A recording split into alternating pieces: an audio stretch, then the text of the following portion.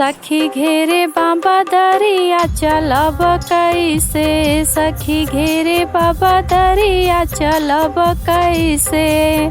देख बाटैया नियरिया रहब कैसे।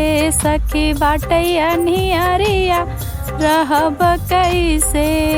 रहब कैसे हो रहब कैसे हो रहब कैसे।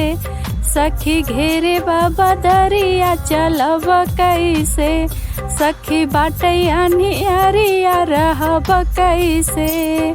रहब कैसे हो रहब कैसे हो रहब कैसे। सखी बाटैया नियरिया रहब कैसे। सखी बाटैया नियरिया रहब कैसे। सासु ननद हमें खाना बनै पठावै। सासु ननद हमें खाना बनवै पठावै। खाना बनवै पठावै हो खाना बनवै पठावै। छोटे का बेला नवा बेलब कैसे। सखी बाटैया नियरिया रहब कैसे। सखी बाटैया नियरिया रहब कैसे। सखी घेरे बाबा दरिया चलब कैसे। सखी घेरे बाबा दरिया चलब कैसे। चलब कैसे हो चलब कैसे हो चलब कैसे। सखी बाटैया नियरिया रहब कैसे। सखी बाटैया नियरिया रहब कैसे।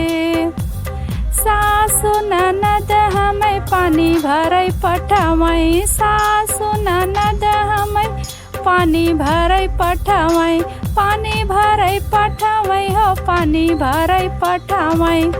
छोटे किला सरी छोटे वाला सरिया भरब कैसे।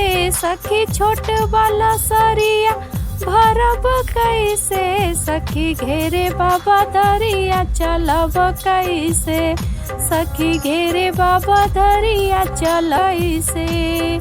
चलब कैसे हो चलब कैसे हो चलब कैसे।